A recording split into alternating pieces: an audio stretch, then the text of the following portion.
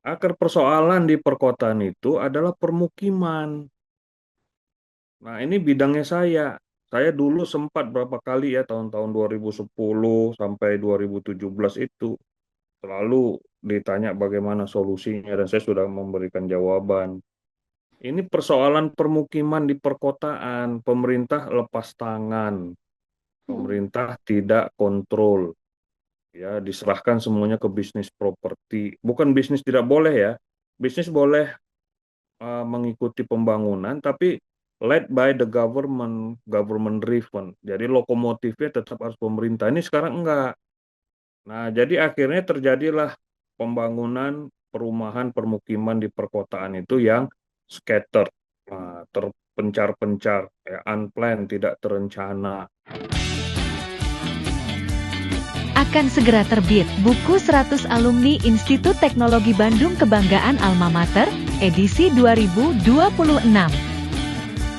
Disusun berdasarkan pengalaman prestasi, keteladanan, dari 100 alumni Institut Teknologi Bandung dalam membagikan kiat, strategi, dan motivasi, khususnya untuk mahasiswa dan alumni Institut Teknologi Bandung, dan umumnya generasi muda Indonesia.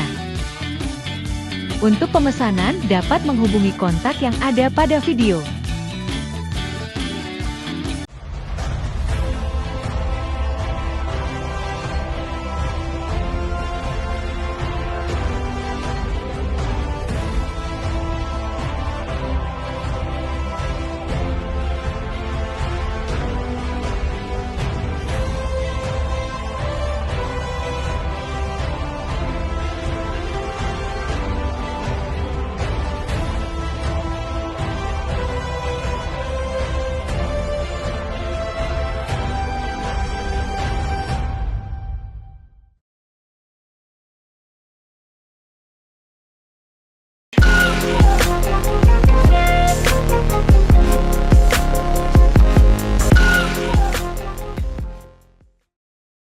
Assalamualaikum warahmatullahi wabarakatuh.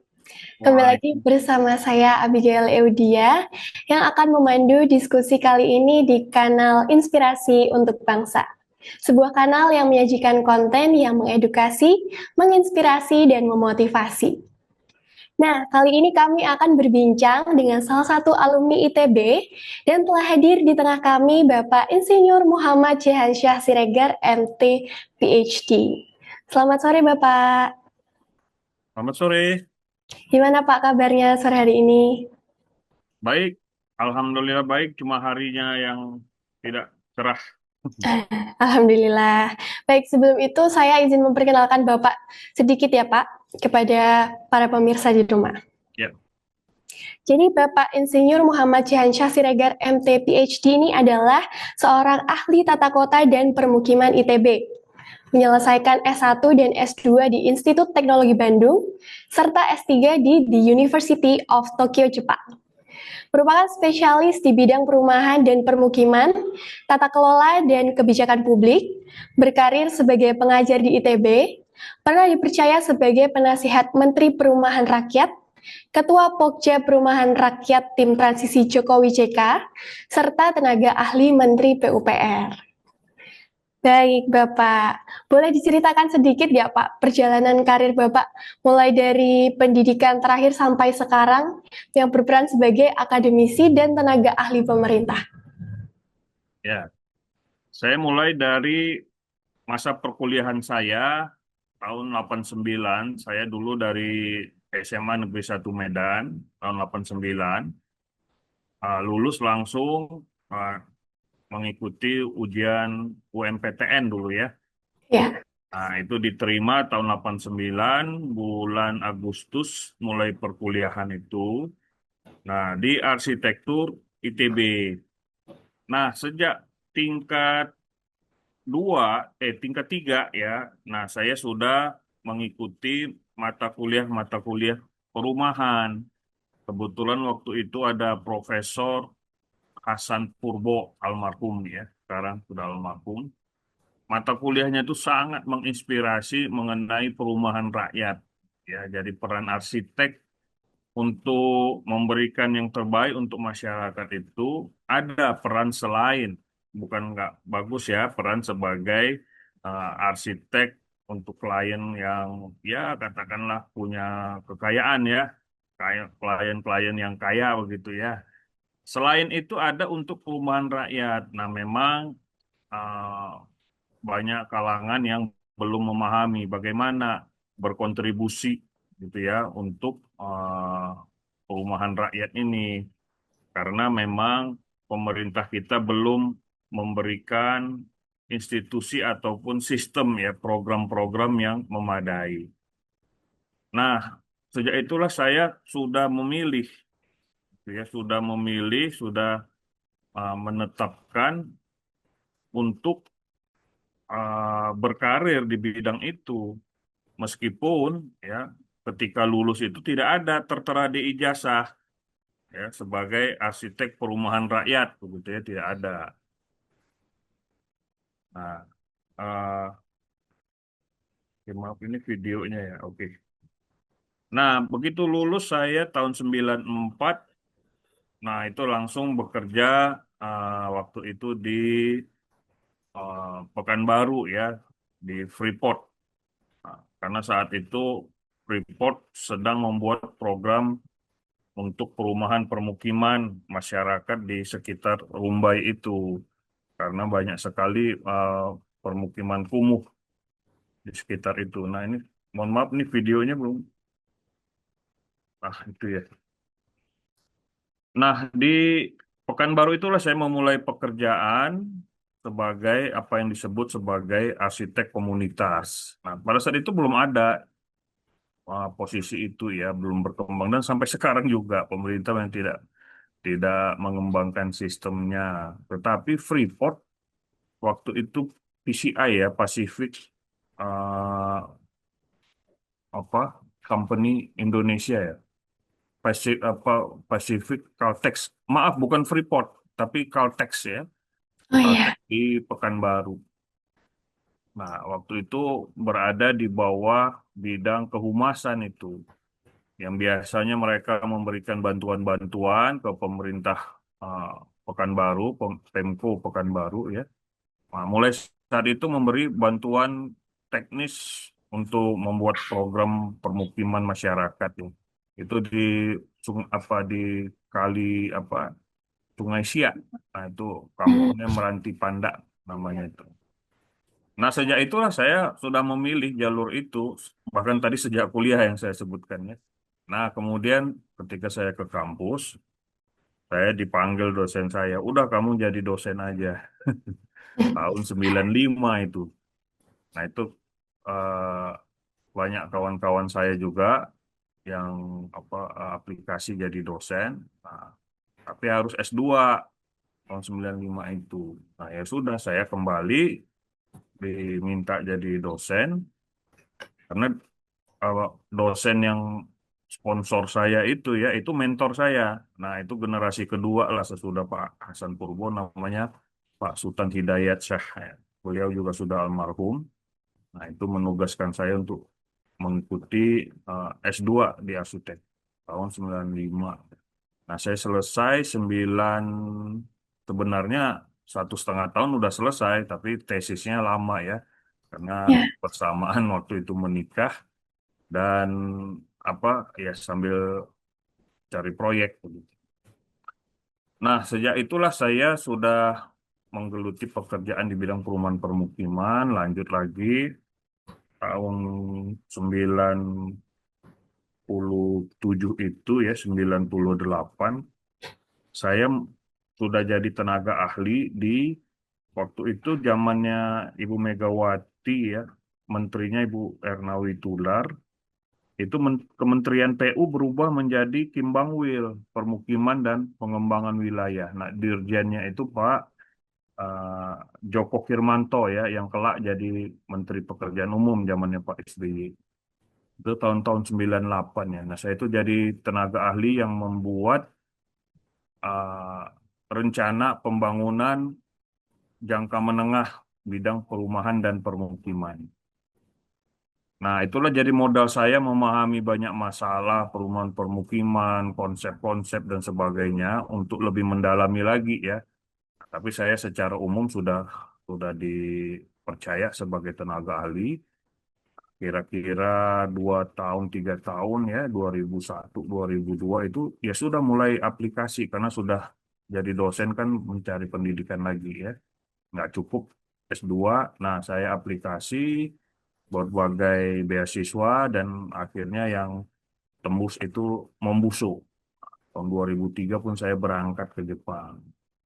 Ya, Alhamdulillah selesai 2006 ya saya kembali lagi ke kampus ke ITB tapi sudah PhD dong ya, sudah PhD 2006. Nah, itu bidangnya juga terkait perumahan permukiman.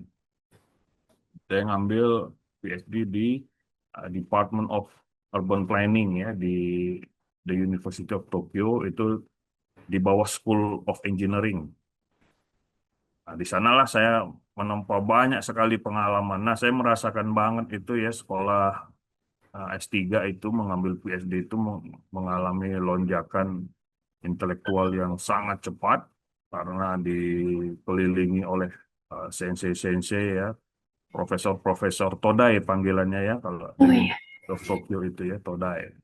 Profesor Todai itu banyak lulusan Amerika sih mereka ya, karena biasalah kan aliansi ya Jepang Amerika itu. Mereka lulusan Harvard, MIT, Stanford ya banyak itu di Todai itu. Wah, itu ini sekali ya, mencerahkan sekali. Termasuk kerangka berpikir secara sistematis dan terpadu ya.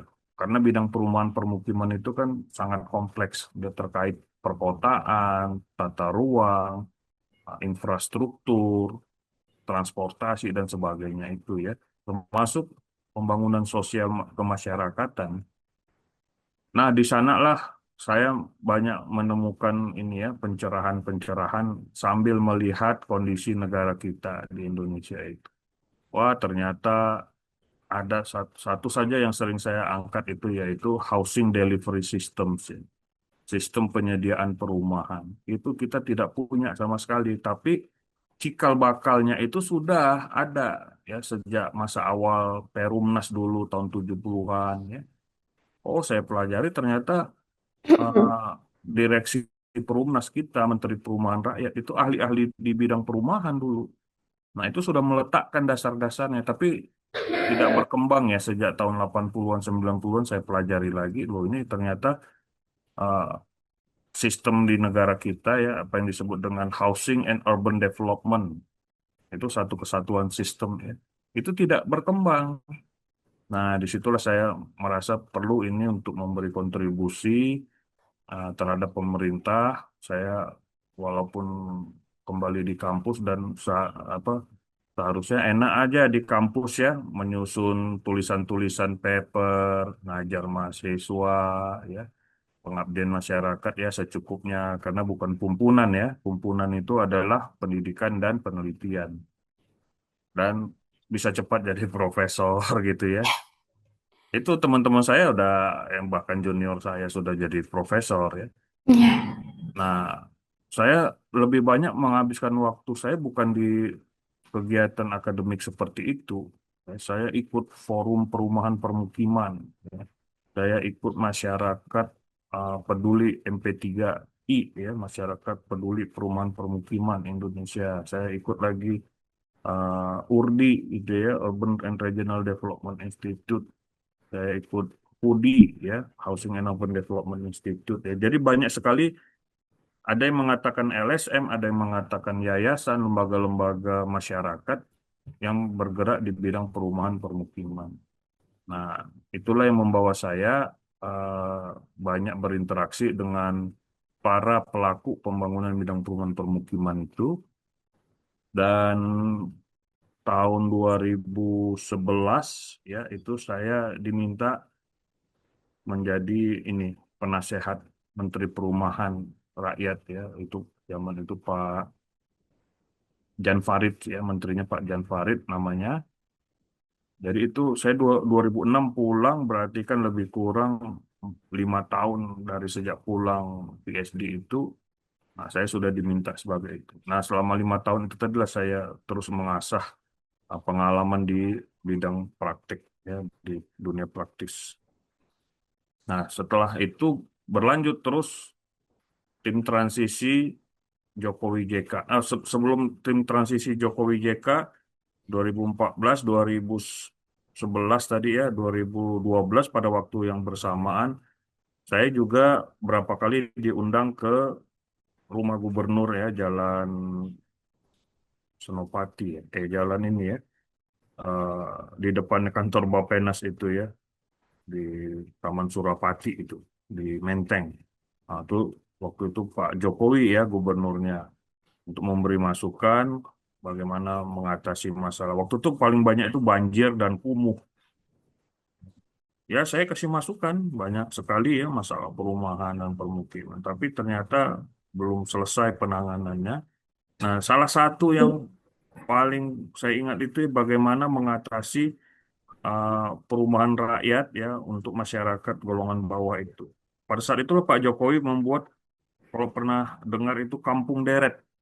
Oh ya, Nah, Kampung Deret di Petogogan, di Tanah Merah, banyak itu di daerah.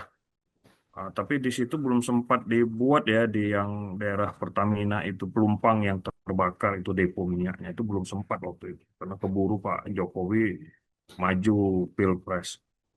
Nah, itu suatu pendekatan yang sebenarnya seharusnya sekarang dievaluasi dan ditingkatkan lagi itu apa tuh. kampung deret itu. Kampung deret itu istilahnya Pak Jokowi, tapi intinya itu community based housing development. Itu sistemnya ada ya, konsepnya ada. Self help housing ya, rumah swadaya berbasis komunitas. Nah, itu nggak berkembang. Nah, Pak Jokowi udah jadi presiden, saya jadi apa diminta Pak Basuki jadi tenaga ahli di PUPR waktu itu ya 2015, nah, 2014 akhir itu ya mulainya. Tapi 2017 saya kembali ke kampus karena mungkin nggak kondusif ya. Jadi kalau ada yang bertanya apa yang sudah dihasilkan di perumahan rakyat, di pemerintahan, ya masih sifatnya eh, konseptual ya, usulan-usulan, kurang kurang berkembang apa ya sampai saat ini ya. Saat ini saya tetap sebagai akademisi mengkritisi berbagai program perumahan dan permukiman dan perkotaan. Oh, baik. Kira-kira Pak, kalau sekarang kan ada program 3 juta rumah per tahun itu kan lagi digalakan ya Pak. Ya, Apakah dengan adanya program ini otomatis akan mengurangi backlog kebutuhan rumah di Indonesia? ya, ini satu kesempatan yang sangat langka ya. Ada presiden yang punya perhatian terhadap pembangunan perumahan permukiman. Artinya yang sebelum-sebelumnya ada perhatian tapi tidak terlalu kuat ya. Eh, artinya tidak mainstreaming ya. Nah, sekarang Mbak Abigail aja bisa apa mengetahui adanya program 3 juta rumah karena ada program itu yang dinyatakan presiden sebagai program-program pro rakyat ya. Selain ada Koperasi Merah Putih, ada sekolah rakyat, termasuk makan bergizi, ya. Nah, program perumahan rakyat ini, 3 juta rumah ini sebenarnya udah sangat on the right track, ya, karena tidak bisa Hmm, yang namanya housing backlog, tadi disebut ya, kekurangan rumah bagi masyarakat berpenghasilan rendah, ya, itu ditangani dengan pembangunan perumahan yang sedikit yang istilah kalau saya sering mengatakan main proyek ya, project oriented semata. Jadi kalau di pemerintahan itu bisa saja punya proyek bangun 1.000 rumah sini, bangun 200 rumah di sana, 300 rumah di sini, ya buat rumah susun, bangun 1.000 unit rumah susun, 1.000 unit rumah susun. Habis waktu 5 tahun. Total-total yang terbangun baru 100.000 gitu ya. Nggak cukup. iya, Nah, akhirnya housing backlog bertambah. Nah, jadi pertanyaan Mbak Abigail itu eh, apa istilahnya itu ya? eh, Secara kebijakan itu programnya tidak efektif ya. selama ini. Nah, sekarang tantangannya uh, bagaimana mewujudkan program rumah 3 juta rumah itu secara tepat, secara efektif. Iya, betul. Jadi Nah, sebenarnya itu itu yang belum ada. potensial tapi tidak efektif ya, Pak, Nah, selama untuk ini eksekusi. mekanisme penyediaannya itu yang ilmu yang saya pelajari sejak dulu itu ya, multi housing delivery system itu belum disiapkan, kan itu membutuhkan sistemnya. Jadi Oh, iya. ibaratnya pabrik itu ada production system sehingga dia bisa memproduksi barang sampai berjuta-juta unit, itu dia butuh sistem produksi. Nah, untuk perumahan rakyat juga harus ada sistem produksinya. Nah, itu kita belum punya, nggak cukup proyek gitu loh. Melihat kondisi sekarang ini, Pak, sebenarnya sudah banyak rumah subsidi, tapi kenapa kebanyakan rumah subsidi ini tetap kosong? Apakah penyebab utamanya, Pak, menurut Bapak? Oh, kalau rumah subsidi kosong itu berarti proyeknya gagal. Pertama, karena tidak direncanakan secara sistemik berdasarkan proyek-proyek saja. Itu di ITB saya memberi kuliah namanya SISPERA, Sistem Penyediaan Perumahan, mulai dari perencanaan lokasi, perencanaan pengelolaan sampai ke sana ya. Itu banyak sekali yang harus disiapkan. Jadi bukan seperti proyek biasa ya. Kalau proyek itu boleh silakan, tapi itu hanya sebatas untuk masyarakat proyek itu ya. Cari tanah, bangun rumah, lalu jual kalau dia property developer. Kalau masyarakat cari tanah, bangun, cari kawan arsitek, minta tolong gambarin, bangun, lalu dihuni.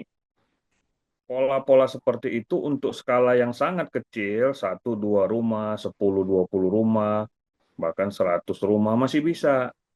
Tapi kalau sudah skala negara urusannya, sektornya tadi namanya perumahan rakyat, atau kalau di literatur namanya housing and urban development, itu pemerintah harus bangun sistem. Itulah sistem penyediaan perumahan dalam kuliah saya itu ya. Atau tadi saya sebutkan housing delivery system. Nah, ini kita tidak ada sistem itu. Jadi misalnya nih, ya 3 juta rumah udah dibagi ya, 1 juta rumah di pertanian, rumah pedesaan, 1 juta rumah di pesisir, rumah nelayan ya, 1 juta rumah di perkotaan. Nah, misalnya pilih 10 kota, 10 kota yang paling eh, berat masalah perumahannya, yaitu kota paling besar ya, Jakarta, Surabaya, Bandung, Medan, Makassar, Batam, ya, Denpasar. Nah, lalu pilih lokasinya itu tidak jauh dari kota. Nah, tarik radius. Nah, pilih lokasi-lokasi ya sekitar 20 hektar, 50 hektar ya. Nah, lalu rencanakan di lahan-lahan milik negara. Misalnya tanah X PTPN yang sudah tidak subur lagi, tanah yang HGU-nya habis ya. Nah, itu ada semua sistem sampai ya pemerintah itu membuat nih contoh aja nih ya. Ini penjelasan 1 semester ini. Ya, contohnya itu harus ada dibuat pabrik, pabrik panel beton menggunakan semen curah. Jadi nggak boleh proyek pemerintah bangun rumah susun itu pakai semen kantung atau saksakan. Itu akan memberi beban kepada APBN atau APBD yang sangat besar. Dia harus dalam bentuk semen curah dipesan dari PT Semen Indonesia yang katanya produksinya berlimpah ya. Sehingga yang tadinya kalau satu sak itu harganya 80.000, ini cukup 10.000. Wah, itu penekanan komponen semen aja udah sesignifikan itu ya. Nah, itu contoh saja kalau pakai housing delivery system. Jadi bukan mekanisme individual di masyarakat atau mekanisme pasar. Nah, itu yang belum dikembangkan oleh pemerintah melalui misalnya Perumnas, misalnya PT Pembangunan Perumahan kan ada PTPP ya. Nah, semuanya didorong hanya jadi developer properti swasta biasa. Itu bukan mekanisme untuk proyek apa program-program yang levelnya negara tadi ya, nggak bisa itu. Nah, kira-kira gitu ya. telah terbit. Buku 100 anggota DPR, DPD RI Inspirasi Indonesia. Bacaan wajib bagi siapa saja yang ingin memahami denyut nadi demokrasi Indonesia. Mengulas sepak terjang anggota DPR RI, DPD RI, MPR RI, dalam menyikapi realitas bahwa setiap keputusan yang dibuat di gedung DPR RI memiliki dampak langsung pada kehidupan jutaan rakyat Indonesia. Untuk pemesanan, dapat menghubungi kontak yang ada pada video. Ya, jadi sistemnya harus dimatangkan dulu ya Pak untuk membuat program-program begini. Iya, jadi 3 juta rumahnya udah betul, pembagian alokasinya rumah pedesaan, rumah nelayan, rumah perkotaan untuk miskin kota, itu sudah betul. Nah, cuma how to-nya itu belum bisa. Ini Sistem. sebenarnya sama ya dengan misalnya Kopdes Merah Putih, 80.000 ya, itu Ya, program Prabowo. Nah, itu kawan-kawan koperasi juga itu banyak itu saya pelajari itu, oh komentarnya begitu. Ternyata Menteri Koperasinya akhirnya kan diganti karena tidak mampu. Waktu itu menterinya bilang, pemerintah bisa bangun separuhnya 40.000 aja udah bagus. Wah, langsung dimarahin DPR dia. Nah, perumahan rakyat juga begitu sebenarnya. Pak Menteri Perumahan, Pak Marwarar itu baru bisa membuktikan 250 rumah, yaitu dia kasih rumah gratis. Ini saya punya tanah 2,5 hektar. Lalu dia minta temennya itu Pak Aguan ya, developer Naga, bangunin. Udah terbangunlah 250 rumah, lalu mau diberikan gratis. Wah, itu banyak pertanyaan. Peta jalannya bagaimana dari 250 jadi 3 juta? Nah, dia berharap oke Pak. ternyata itu contoh bagi para pengusaha dengan cara memberikan corporate social responsibility atau CSR.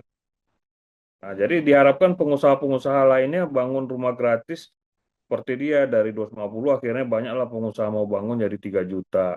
Nggak bisa seperti itu. Pengusahanya kan juga bukan semua pengusaha properti dan namanya CSR itu kan cuma 1% dari keuntungan. Keuntungan itu cuma berapa berapa persen, 10% dari pemasukan gitu ya.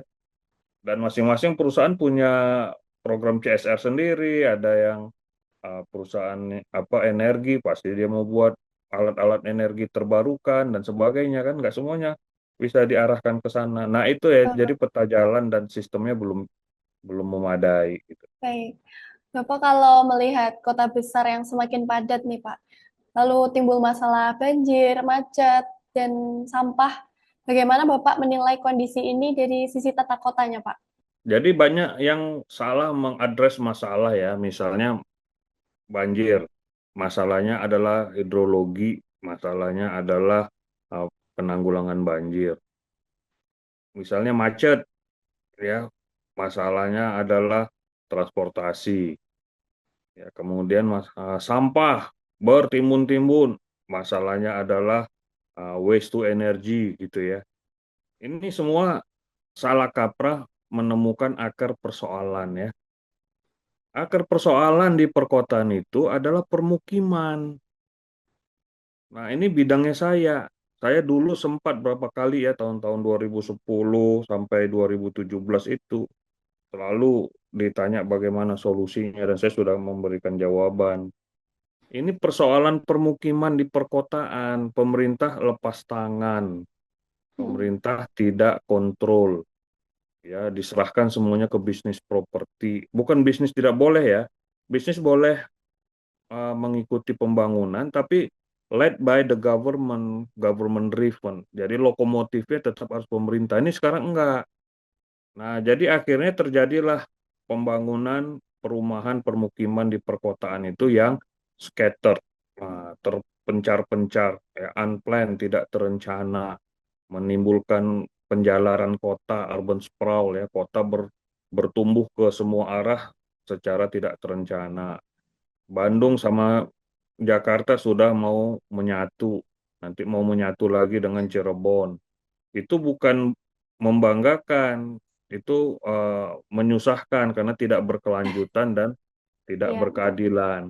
Nah, jadi sekali lagi tadi 60% lebih ya peruntukan ruang perkotaan itu adalah untuk permukiman. Jadi kalau permukimannya tidak tertata, jadi misalnya kita ambil contoh nih ya, ini panjang ceritanya dimulai dari permukimannya.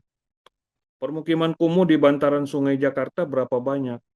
Itu 30% dari penduduk Jakarta, 30% Iya, dari ruang Jakarta. Bayangkan ada 13 sungai, kanan kirinya 200 meter, sepanjang 30 kilometer lebih kurang, ya, itu dari selatan menuju utara, itu penuh semua bantaran sungai itu dengan permukiman padat kumuh. Itu kan udah masalah banjir dari situ. Kalau sudah masalah sampah di sungai, sungainya kan nggak bisa dipakai lagi jadi sumber air iya. baku. PDAM jadi kebingungan. Ya sudah, Bapak Ibu silakan sendiri gali sumur masing-masing. Ya sudah, kalau semua dibebaskan sedot air tanah, ya itu sumur bor semua, sumur artesis, bukan sumur gali. Kalau sumur gali kan air permukaan sampai 10 meter. Ini perusahaan-perusahaan yang butuh air sampai ratusan liter per detik, ribuan liter per detik, gali sendiri semua. Ambles lah tanah Jakarta itu. Iya, itu Tolong udah di semua. seluruh dunia. Ambil air tanah, sumber air baku itu selalu harus air permukaan. Kenapa Iya, tadi tidak ambil air permukaan? Lah sungainya udah jadi tempat sampah, jadi tempat buang limbah kotoran. Kotoran rumah tangga itu buangnya ke sungai. Apa ya, orang buang kotoran lah ya. Isi toilet tuh semua buangnya ke sungai, isi sampah itu semua buangnya ke sungai. Gimana sungai mau jadi sumber air baku? Nah, di situ kesalahannya permukiman. Masalah sampah permukiman, masalah banjir permukiman, masalah transport permukiman. Misalnya transport nih, seharusnya gimana tuh? Ada 30 lebih udah stasiun kereta ya di Jakarta. iya, Baik yang KRL, baik yang LRT maupun yang MRT. Nah, tambah lagi stasiun bis ya, mungkin sudah ada 100 lebih ya kalau dihitung semuanya. Mungkin ada 200 ya kalau tambah MRT kan busway kan banyak ya. Nah, itu konsepnya bagaimana? Dalam radius 500 meter sampai 800 meter dari semua simpul itu, stasiun, LRT, KRL, MRT, busway, ya, itu selalu harus ada affordable housing dalam radius itu ya. Itulah yang namanya affordable housing at TOD area. Nah, itu perumahan perumahan TOD namanya. Nah, itu bukan dibangun oleh developer, bisnis properti, jual apartemen subsidi dan bukan. Itu pemerintah yang bangun. Jadi Mbak Abigail misalnya tinggal di sekitaran stasiun apa namanya ya, arah Bekasi, stasiun Halim misalnya, atau dekat-dekat stasiun Cawang, atau arah ke Bekasi lagi apa ya, yang paling jauh itu apa, eh, Harjamukti. Harjamukti mah iya. Bogor ya, Cibubur. Cibubur ya misalnya itu ya. Itu kan banyak sekali itu stasiun LRT itu. Misalnya Iya, Mbak Abigail tinggal di apartemen sewa, jaraknya cuma 200 meter. Cukup pergi pagi, jalan kaki, udah sampai stasiun, terus dari stasiun itu bisa naik LRT sampai ke Dukuh Atas misalnya. Ya, asik banget kan? Cukup bayar pasnya LRT gitu ya. Nanti pulang juga gitu. Pasti mampir-mampir tuh di mana stasiun yang ada mallnya kan. Tapi begitu mampir nggak perlu keluar stasiun, nggak perlu jauh-jauh begitu ya. Nah itulah namanya konsep TOD, Transit Oriented Development. Itu kan belum diterapkan di Indonesia. Jadi menyerahkannya lagi kepada developer properti. Kemana Perumnas? Ya, padahal semua negara yang maju itu Perumnasnya maju, kota-kotanya maju, permukiman kumuhnya tertangani, sungai-sungai kota besarnya menjadi sumber air baku. Nah, kalau kita lihat Tokyo, Osaka, iya, Nagoya di Jepang, kita lihat Seoul, Incheon, Busan di Korea Selatan, itu nggak ada lagi tuh permukiman kumuh padat di bantaran sungai, nggak ada lagi. Dan mereka tuh sudah siap dengan apa? skala produksi yang tinggi, masyarakat kotanya itu produktif, Gen Z-nya itu sangat-sangat produktif, ya kita lihatlah misalnya drakor aja kan sudah menguasai kan, ya itu Iya. kan semuanya didukung oleh eh, lingkungan tempat tinggal yang kondusif. Sekarang ini misalnya isunya apa? Perumahan Gen Z. Ya betul dong, Gen Z perlu diperhatikan perumahannya. Pertanyaannya bagaimana? Konsep perumahannya seperti apa? Kok Gen Z disuruh KPR beli apartemen? Ogah, mana mau Gen Z ngabisin duit untuk beratus-ratus juta beli apartemen. Udah nggak cocok. Nah justru ya yang saya katakan tadi, the government take a lead ya to develop public housing itu yang dilakukan negara lain dan itu membuktikan kemajuan dari hasil bonus demografi mereka. Ya, seperti di Cina juga begitu tuh. Kalau kita kan taunya zaman dulu Shanghai, Beijing ya. Wah, ternyata ada puluhan itu kota-kota besar di Cina itu. Ada Chongqing, Shenzhen, Guangzhou. Ah, itu juga masih kota dulu itu Shenzhen, Guangzhou. Saya nggak hafal tuh. Yang saya dengar terakhir, adik saya ke sana tuh ke Chongqing. Nah, itu gede banget. Itu di setiap kotanya itu udah seperti Tokyo, Osaka, Nagoya tadi. Seperti Incheon, Seoul, dan Busan tadi. Nah, sekarang Korea Selatan punya Sejong. Ya, kalau Singapura ya sudahlah dia negara kota memang udah keren lah. Hong Kong juga keren sendirian ya. Taiwan, nah Taiwan masih pulau besar dia. Dia punya Taipei ya. Nah, semua negara maju itu punya perumnasnya, public developer namanya. Pejabat di kita kan saya kasih masukan kemarin baru juga evaluasi outlook perumahan rakyat kan. Saya katakan itu sistem yang sudah harus segera dibangun, housing and urban development system itu. Mereka bilang, itu kan negara-negara kaya katanya, yang saya contohkan tadi. Korea punya KLHC namanya, Korean Land and Housing Corporation. Jepang punya HUDC, Housing and Urban Development Corporation. Singapura punya namanya Housing Development Board. Wah, Singapura itu kalau tugas akhir di saya itu sering jadi presiden ya. Ada namanya Skyfield, ada namanya Pinnacle di Toa Payoh itu ya. Itu apartemen-apartemen keren banget. Ada namanya Kampung Admiralty ya. Itu keren-keren banget apartemennya. Mm. Dan orang nyangka itu apartemennya Agung Podomoro, Ciputra. Bukan, itu apartemennya Perumnas. Perumnas Singapura namanya HDB, Housing Development Board. Nah, jadi salah kaprah pemerintah di Indonesia itu menganggap negara harus kaya dulu, baru bisa bangun public housing.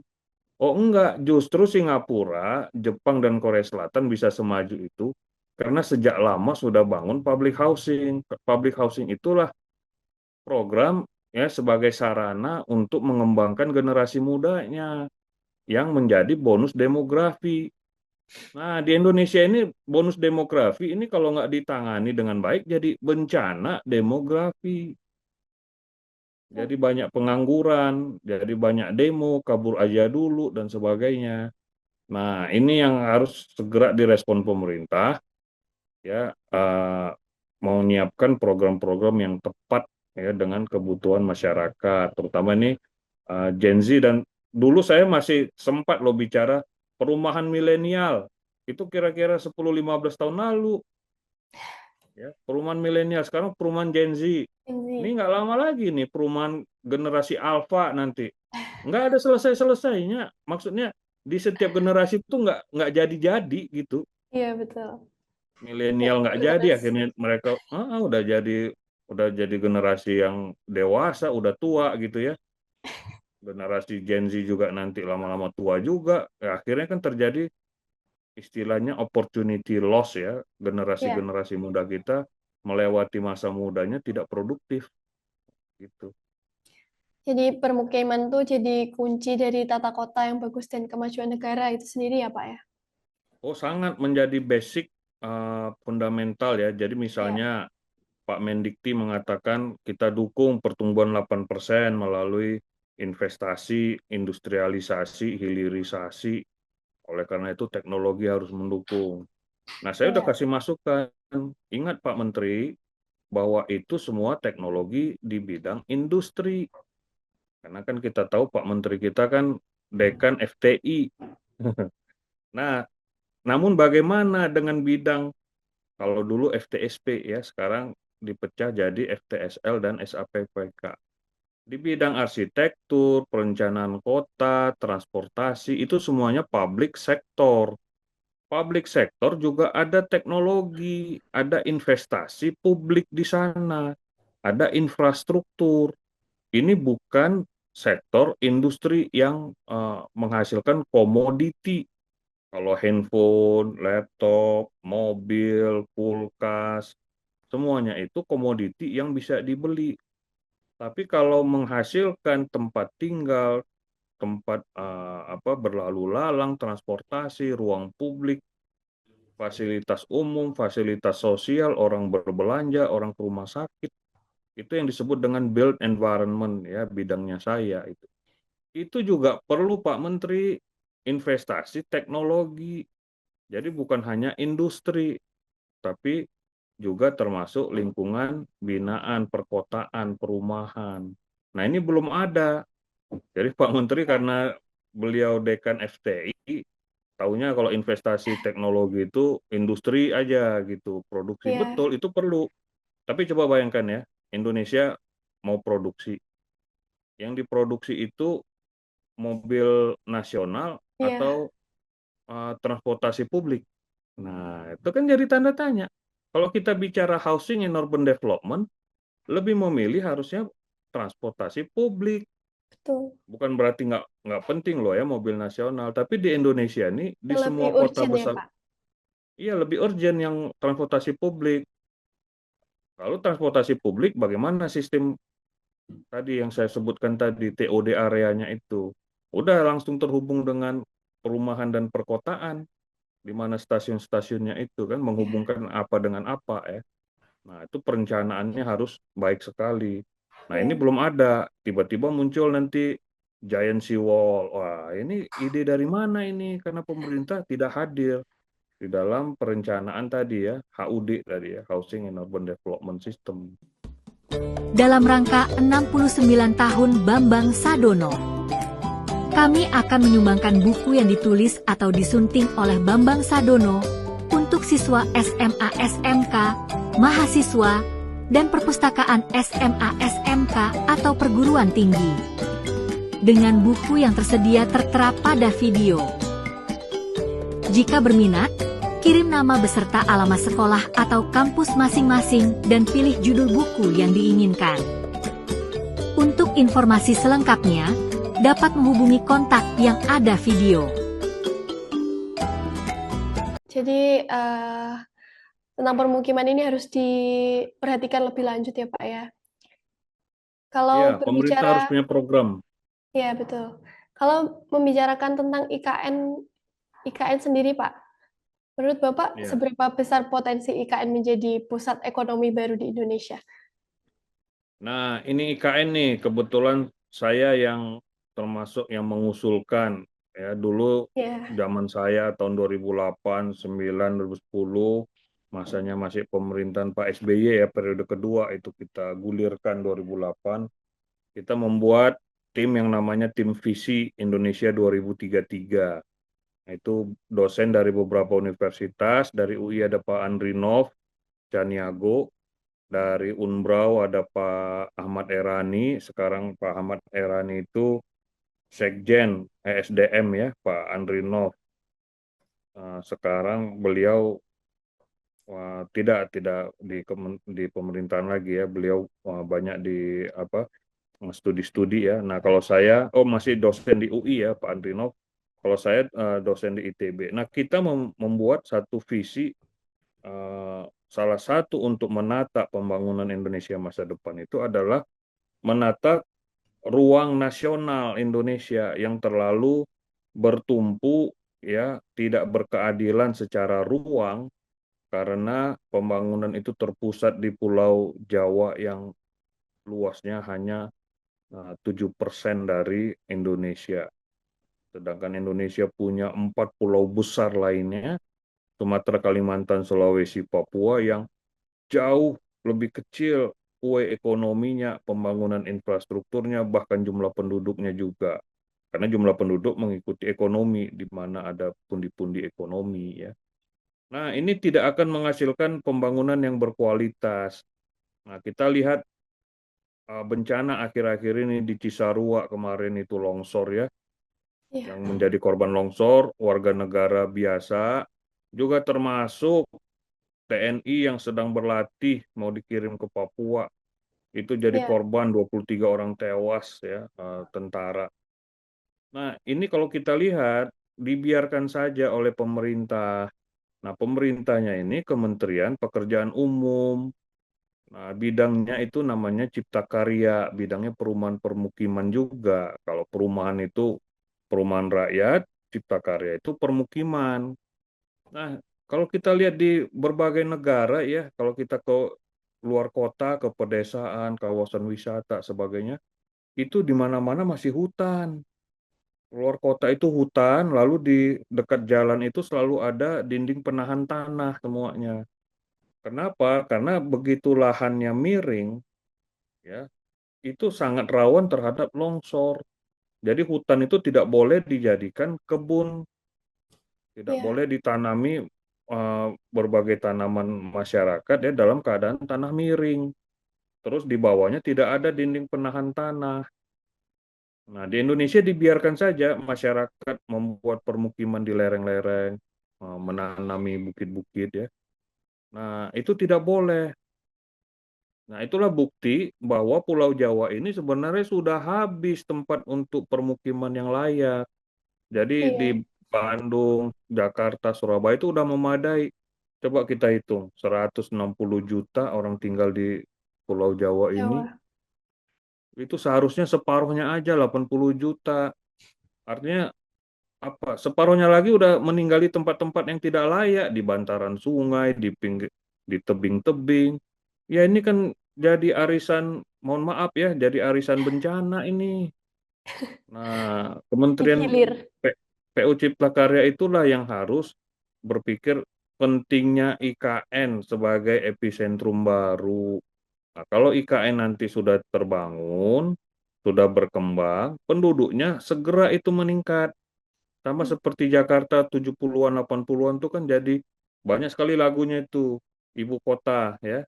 Wah, jadi tempat tujuan mencari penghidupan, mengadu nasib ya. Nah, IKN tuh harus seperti itu. Nanti lama-kelamaan kesedot tuh yang di Pulau Jawa. Nah, IKN lah jadi satu epicentrum baru pembangunan. Kok saya perkirakan penduduknya bisa sampai 50 jutaan itu ya, Kalimantan bagian timur itu. Nah, bersamaan itu di seberangnya Sulawesi bagian barat. Nah, itu menjadi alur laut internasional ya, Selat Makassar itu. Nah, disitulah epicentrum pembangunan Indonesia masa depan. Mungkin penduduknya lebih kurang separuh Indonesia, sehingga di Jawa ini berkuranglah menjadi sekitar 100 juta saja. Nah, kawasan-kawasan lindung di Pulau Jawa ini semakin ditata, dijaga, dan kota-kota tuanya itu menjadi kota yang unik ya, kota kebudayaan. Jadi wisata Pulau Jawa ini menarik sekali, wisata alam dan kebudayaan. Jadi bukan kota yang ramai-ramai dengan pembangunan ekonomi ya. Cukup Iya, satu aja nanti atau dua lah paling banyak, Jakarta sama Surabaya aja udah jadi kota ekonomi ya. iya. Kira-kira gitu. eh untuk pembahasan selanjutnya, kalau sebagai anggota kelompok keahlian perumahan dan permukiman atau KKPP ya, Pak, KKPP Iya, ITB, KKPP. bagaimana kontribusi Bapak dalam mendukung pembangunan daerah, industri, dan kehidupan sosial masyarakat? Ya, pembangunan daerah itu sangat penting memperhatikan pembangunan di sektor perumahan dan permukiman. Karena tidak ada pertumbuhan ekonomi, tidak ada perkembangan kawasan industri tanpa ditopang perumahan dan permukiman yang layak ya dan berkelanjutan.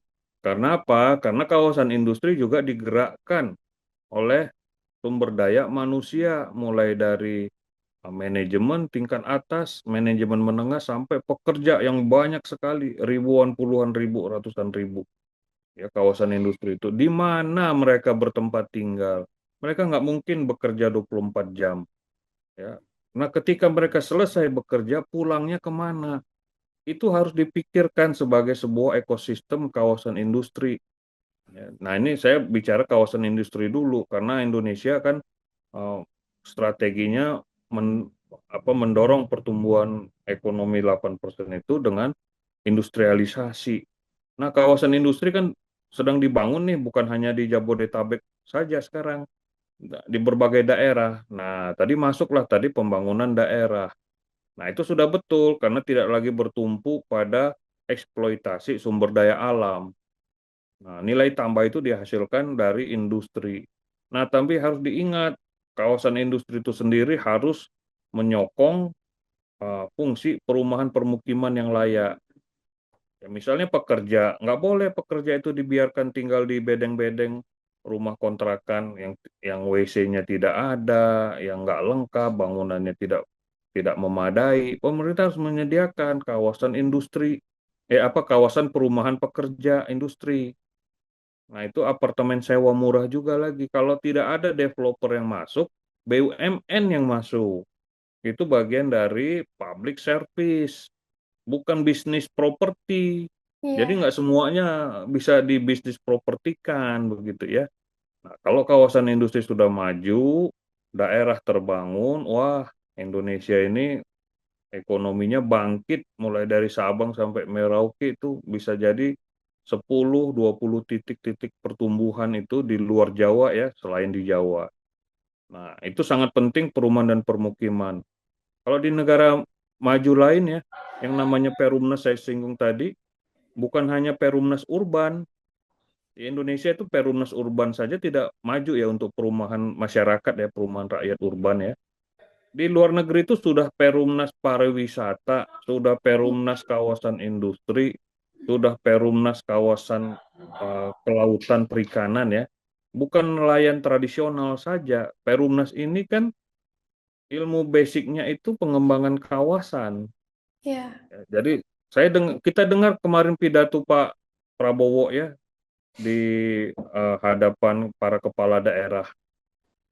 Kita harus bangun kawasan perikanan.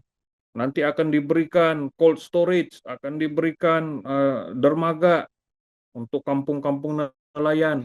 Nah, pertanyaannya konsep kota nelayannya seperti apa? iya. Minapolitan namanya ya. Nah, kalau sebatas proyek memberikan cold storage, ya nanti ini jadi tangkapan KPK nanti ini. Iya, harus ada konsepnya. Nah, itu yang saya katakan tadi, Perumnas Kota Nelayan, Perumnas Kota Perikanan. Jadi tematik sifatnya. Karena sama-sama pengembangan kawasan. Itu sudah dilakukan. Jadi saya bukan ngarang-ngarang ini konsep. Ya, jadi Perumnas Pariwisata misalnya ya, udah bagus Indonesia punya ya 10 Bali baru ya. Oh, itu keren banget. Tapi how to develop the area itu tidak punya konsep. Ya, 10 Bali baru ini kan kurang berkembang. Karena apa? Karena badan otorita di setiap kawasan itu tidak berkembang sebagai tadi public developer. Nah, padahal itu yang saya katakan Perumnas pariwisata itu. Tadi kan Perumnas kawasan industri juga enggak. Lah, bukannya ada Pak itu di Kendal misalnya. Enggak cukup. Itu yang bangun itu kan Kementerian Perindustrian. Jangan, Kementerian Perindustrian itu bukan kapasitasnya area development. Dia urusannya bagaimana menyeleksi misalnya industri apa saja, klaster-klaster industrinya apa saja, perusahaan-perusahaan industrinya apa saja yang bisa mendorong ekonomi Indonesia. Dia nggak usah urus area development, serahkan itu kepada yang ahlinya, yaitu Kementerian Pekerjaan Umum, mengintegrasikan prasarana infrastruktur, menyediakan ruang terbuka hijau, treatment plan ya, pengelola limbah, termasuk perumahan buruh. Itu bukan Kementerian Perindustrian. Nah, tapi di Indonesia kan namanya proyek, ini proyek gue. Kawasan industri kan, gitu kan. Nah, nggak bisa seperti itu. Pariwisata juga seperti itu, nggak maju-maju karena dikekep oleh Kementerian Pariwisata. Ini Mohon maaf ini Ya, pendapat ya, pribadi kita, apa saya yang melihat pola pembangunan di Indonesia ini tidak meritokrasi. ya, Kalau sudah tidak ada meritokrasinya berdasarkan kekuasaan saja, ini gua punya, gua taruh orang yang kenal sama gua, bukan kayak begitu pembangunan, akhirnya nggak maju-maju kita. ya. Nah, udah cukup belum? Sudah, Pak. Jadi kalau banyak nih proyeknya ya perlu sistem yang baik ya Pak, development-nya juga. Ya, sistem pembangunan ya, karena saya memang Ya, mendalami bidang sekolah kita kan namanya SAPPK ya, Sekolah mm, Arsitektur, Perencanaan dan Pengembangan Kebijakan. Nah, jadi dalam perencanaan bangunan, perkotaan, prasarana, infrastruktur, itu aspek policy development itu sangat penting. Di kita tidak ada itu, semuanya project oriented. Ya, hanya kumpulan-kumpulan proyek yang ada anggaran APBN-nya, tidak dirangkai menjadi satu sistem pembangunan yang terpadu dan melembaga. Di situ kita kelemahannya. Nanti ganti pemerintahan, ini ganti lagi. giliran Mangkrak gua nih yang ini. sekarang. Iya, yang lama mangkrak, yang baru Ya, dibuat lagi proyek-proyek. Jadi tidak melembaga dalam arti siapapun penguasanya, ya tadi yang saya sebutkan Perumnas itu tetap maju dia. Nah, BUMN kita itu tidak boleh disandera oleh orang-orang tempatan dari penguasa, nggak boleh karena itu bagian dari membangun sistem tadi.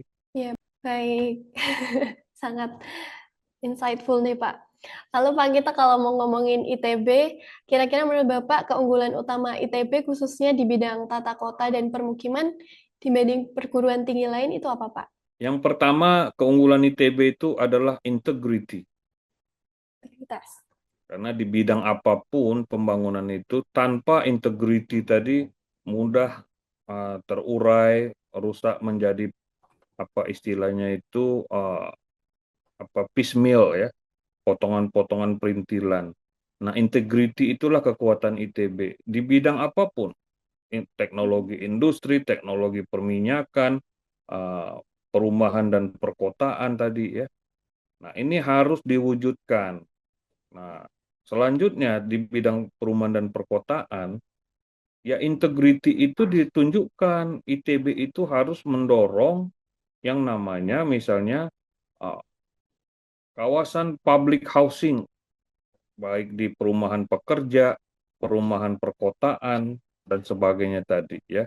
Affordable housing apa for low income groups, urban citizen lah ya, termasuklah Gen Z dan sebagainya. Public housing, program public housing di Indonesia ini belum ada. Loh kan sudah ada Rusunawa, Pak. Nah, itu half public housing, nggak sampai ya. Half itu juga sebenarnya cuma 10%, nggak Hmm. sampai 50% ya. Karena apa? Dikerjakan dengan proyek, proyek rumah susun.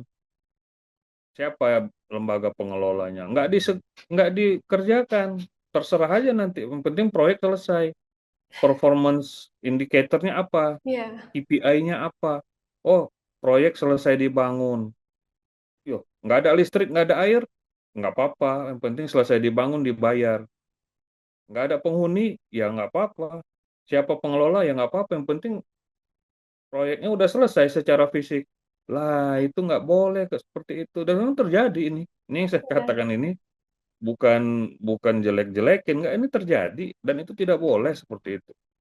Nah, seharusnya bidang perumahan permukiman dari ITB itu menjadi pionir untuk membenahi. Nah, ini sudah sering sekali saya sampaikan di pihak dekanat SAPPK ya, ke Ibu Dekan yang lalu ya. Kebetulan Dekan SAPPK itu udah periode kedua ini Ibu lagi ya, Ibu Pipit namanya ya. Nah, itu saya sampaikan, wah itu menarik sekali Pak Jahan, nah, kata beliau kan. Memang betul harus kita tunjukkan, itulah yang disebut dengan living laboratory ya. Jadi laboratorium kehidupan, laboratorium hidup ya, itu belum pernah diterapkan di Indonesia ini. Living laboratory itu di bidang SAPPK itu dibangun satu kawasan percontohan. Disitulah ada public housing, ada TOD, Bahkan kalau pihak industri otomotif mendukung, disitulah dibangun yang automated public transport. Jadi bisnya nggak ada sopirnya. Tapi dia selalu lewat tiap 10 menit sekali di jalan yang sudah direncanakan lintasannya. Wah, itu kalau sudah bisa seperti itu nanti buat 10 percontohan ya living laboratory untuk kawasan perkotaan. Nah, termasuk di IKN. Nah, IKN itu sudah bisa. IKN itu akan menjadi living laboratory untuk green transportation ya, green infrastructure, green urban area itu yang semuanya serba low carbon emission ya. Ya. Nah itu mudah-mudahan nanti jadi, jangan jangan sampai IKN pun nggak bisa. Telah terbit, Majalah Kesehatan Indonesia edisi keempat, Desember 2025. Dengan topik utama, sukses BPJS memangkas antrean. 100 tahun Rumah Sakit Telogorejo, dari Gang Gambiran menuju Smart Hospital.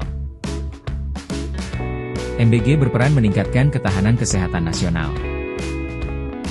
Asesmen berbasis job karakter digunakan lembaga strategis. Untuk pemesanan dapat menghubungi kontak yang ada pada video. Ya, baik. Kalau melihat ini Pak, industri yang semakin berbasis teknologi, kira-kira kompetensi apa yang paling dibutuhkan untuk lulusan teknik dan perumahan? Ya, itu kalau di dalam studi kelembagaan atau institutional studies itu disebut sebagai professional in bureaucracy.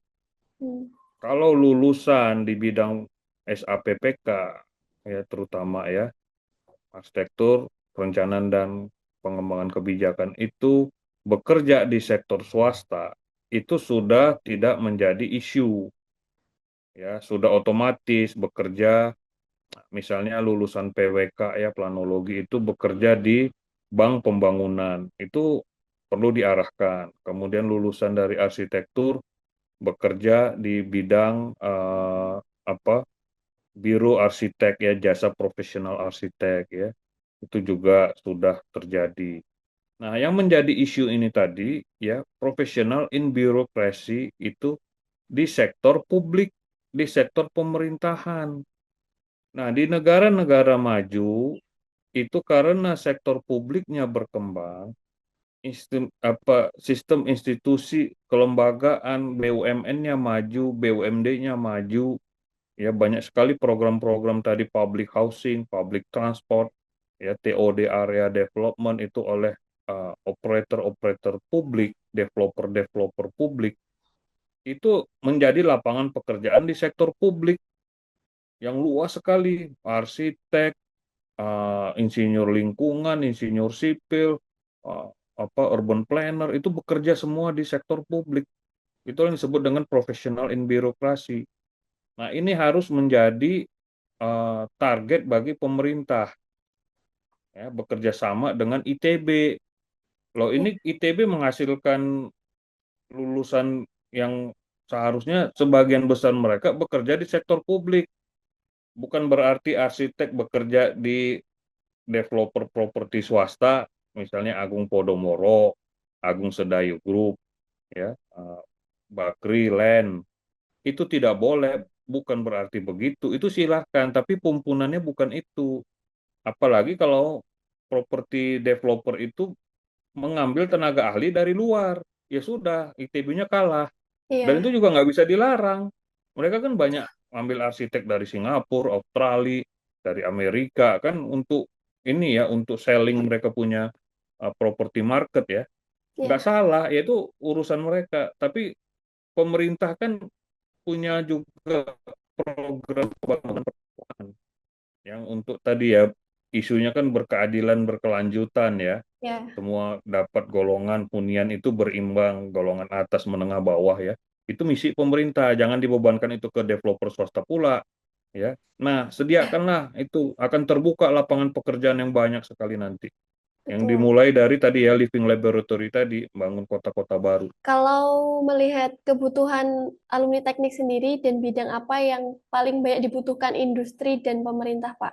Semuanya dibutuhkan. Yang saya sebutkan tadi yang disebut-sebut Pak Mendikti ya, pembangunan industri itu dibutuhkan karena apa? Penguasaan teknologi kita masih lemah. Ya, kalau di Cina ya kita melihat pembangunan industrinya dimulai dari penyediaan kawasan industri, kemudahan perpajakan, ekspor impor, sehingga bisa menarik banyak sekali company ya, manufaktur. Itu akhirnya mereka berhasil alih teknologi. Jadi alih teknologi itu tidak dimulai di ruang kelas, tapi dimulai di kawasan industri. Nah, kemudian setelah alih teknologi barulah dikembangkan ya, industri buatan dalam negeri. Sekarang industri otomotif dunia, merek mobil Cina mungkin ada 20 mungkin lebih. Banyak banget itu. Itu sudah hasil breeding dari eh, industrialisasi di awal. Mereka serap teknologinya, alih teknologi itu sangat efektif di sana.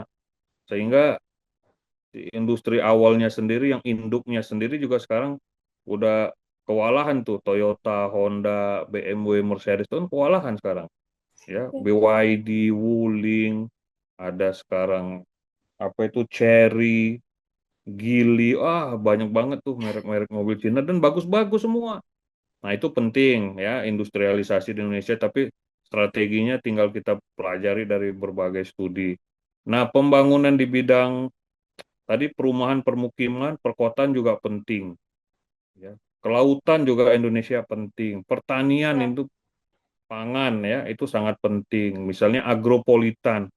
Indonesia itu masih tradisional semuanya, bukan yang tradisional itu nggak bagus ya. Mereka punya kelebihan lebih berkelanjutan ya, tidak iya, mendorong pemakaian insektisida atau herbisida yang banyak ya. Nah, tapi sisi pertanian modern itu Indonesia belum berhasil, belum juga gitu ya. Tapi alhamdulillah sudah mulai ada lah itu ya program-program food estate yang berkembang ya. Tapi modernisasi ya menuju kota-kota pertanian agropolitan yang sistemik, yang produktif, bisa menghasilkan misalnya aja kedelai ya. Amerika itu bisa menghasilkan 5 ton kedelai per hektar. Indonesia cuma 1 ton. iya, Itu kan teknologi pertanian yang diiringi oleh teknologi alat-alat pertanian yang diiringi oleh kawasan pertanian. Ya kalau tidak ada infrastruktur air bersihnya ya nggak tumbuh lah pertaniannya. Tidak ada infrastruktur untuk traktornya dan sebagainya, ya nggak bisa bergerak lah itu industrialisasi apa hasil-hasil pertanian. Nah, itu yang terpadu seperti itu apa dibutuhkan di Indonesia. Tadi juga saya katakan apa kota-kota perikanan. Nah, iya, kemarin pidato Pak Presiden itu menarik, itu mengganti sumber protein menjadi sumber protein perikanan kalau bisa menguasai 50% lebih dari sumber protein masyarakat kita. Itu ya udah kota perikanan itu Minapolitan namanya. iya, Solusinya itu Minapolitan. Tadi yang saya sudah singgung tadi ya, ada cold storage, ya, ada dermaga, ada fish market ya. Itu kita belum punya model-modelnya. iya, Model yang terpadu tadi ya. Jadi satu kawasan Minapolitan itu yang hidup situ nelayan kelas atas, yang miliardernya, nelayan menengah, dan nelayan bawah. Dan pekerja perikanan. Nah, dilengkapi semua infrastrukturnya. Nah, iya, sekali lagi, itu adalah keahlian di bidang pengembangan kawasan loh ya. iya, Jangan semuanya dikekep di KKP, Kementerian Kelautan Perikanan. Enggak, Kementerian Kelautan Perikanan itu sektor. iya, Tapi kalau perwujudannya itu di area development, ahli ahli perumnas kelautan lah, perumnas iya, kota perikanan. Nah, di situ harus bekerja sama dengan Kementerian Pekerjaan Umum. Namanya area development itu infrastrukturnya kan sama, air bersih, jalan, saluran, listrik, bangunan, lingkungan. ruang terbuka hijau, fasos, fasum, rumah sakit, puskesmas, sekolah itu sama area development itu. Tapi tematik nanti ada fokusnya berbeda-beda. Tidak menjadikan itu proyeknya Kementerian Oke. Kelautan Perikanan, enggak. Bekerja sama ya. Nah, mereka menetapkan area-areanya. Baru nanti kapasitasnya dikerjakan oleh apa BUMN yang profesional. Nah, itu semua tuh Indonesia perlu tuh. Ya, jadi karena Indonesia masih negara berkembang, jadi semua ini masih sangat dibutuhkan ya, Pak ya. Ya, karena kalau tidak mengembangkan tadi perikanan yang modern, pertanian modern, urban yang tadi berkeadilan, berkelanjutan, akhirnya negara kita hanya jadi sasaran eksploitasi sumber daya alam. Kita harus punya nilai tambah di area development tadi ya, dalam Ya, hal ini ya, sesuai dengan kompetensi saya ya. harus memikirkan area development-nya ya, Pak. Iya, Supaya kapasitas semuanya kapasitasnya. berjalan dengan bersama-sama, dengan seimbang. Dan mendukung, menopang produksi ya yang Iya, berkualitas, yang produktif ya, signifikan di bidang industri, bidang perikanan, di bidang pertanian. Karena muaranya nanti nggak produktif kalau tidak disediakan semuanya tadi yang sesuai meritokrasinya, sesuai sistem dan konsepnya ya. Nggak produktif, skala produksinya itu rendah nanti. baik, Bapak. Terakhir, adakah pesan dari Bapak untuk mahasiswa dan alumni supaya tetap relevan dan adaptif menghadapi perubahan di dunia kerja? Ya, di dunia kerja yang sangat berubah, sangat cepat perubahan-perubahan itu, tetaplah bagaimana memperhatikan eh, kalangan akademisi ya menghadapi perubahan itu ya, misalnya diskusi-diskusi di kampus. Kenapa? Karena dunia kampus akademisi kerjaannya memang baca buku, mengamati, mendiskusikan, memikirkan, baca buku lagi, mengamati, mendiskusikan. Memang mendedikasikan hidupnya untuk memikirkan termasuk dunia praktik itu. Iya, Nah, jadi para alumni ITB, praktisi semuanya, ya bersama-sama mereka memberikan input di dalam acara-acara diskusi itu. Apa sih yang terjadi di dunia praktek? Kita sering sekali diskusi di bidang arsitektur, betapa AI itu sudah sangat canggih memproduksi rancangan-rancangan arsitektur ya, gambar, rumah dan sebagainya. Ya, nanti Mbak Abigail tuh masukkan aja sketsa-sketsa, tolong buat rumah seperti ini. Wah, keren-keren tuh yang keluar gambarnya. AI yang gambar ya, yang image ya, image production. Wah, kita akhirnya menyimpulkan lulusan arsitektur itu harus mengendalikan ya penggunaan AI, harus mampu, dia harus lebih jauh dari itu. Di mana itu kuncinya? Yaitu di prompt formulation-nya misalnya. Jadi harus bisa membuat prompt formulation untuk produksi gambar-gambar AI yang canggih. Jangan kalah canggih sama AI-nya. iya, Kalau masih jadul ya kalah, tertinggal. Nah, itu salah satu di bidang arsitektur. Tapi intinya kalangan praktisi setuju lalu mendapat insight dari kalangan akademisi dan terjadilah satu strategi bersama dan panggil pemerintah untuk memfasilitasi. Nah, kalau saran saya itu, jadi sering-sering berkumpul, bersatulah kalangan praktisi dan akademisi untuk menghadapi dunia yang berubah ini dan bersama-sama kalangan birokrasi. Kan itu kawan-kawan juga, ada yang di birokrasi, alumni TB juga, di praktisi alumni TB juga, di akademisi juga alumni TB. Bersatulah untuk membuat strategi yang terbaik. Oh, kalau solusinya misalnya kita harus buat perusahaan digital sendiri, perusahaan payment sendiri, perusahaan AI sendiri, ya jalankan. Kalau memang solusinya kita harus menguasai teknologi sendiri, karena kalau tidak akan mengancam integritas bangsa, bisa mudah dikalahkan bangsa lain. Kita hanya jadi negara middle income trap ya, terperangkap sebagai negara yang nggak maju-maju, nggak miskin-miskin amat tapi nggak maju-maju. Wah, itu kita harus buat terobosan itu. Iya. Itu saran saya, yaitu komunikasi lebih sering, membangun wacana dan inovasi-inovasi yang lebih banyak lagi. Terima kasih banyak Bapak untuk waktunya, sangat insightful sekali. Saya juga jadi belajar banyak ini tentang Amin. perkotaan. Terima kasih Sama-sama Mbak juga. Abigail. Ya, baik. Terima kasih juga kepada para penonton setia Inspirasi untuk Bangsa. Kami akan hadir menginspirasi, memotivasi, dan mengedukasi. Saya Abigail Eudia pamit undur diri. Sampai jumpa di diskusi-diskusi selanjutnya. Wassalamualaikum warahmatullahi wabarakatuh. Waalaikumsalam warahmatullahi wabarakatuh. Akan segera terbit. Buku 100 Alumni Institut Teknologi 10 November Surabaya Kebanggaan Alma Mater.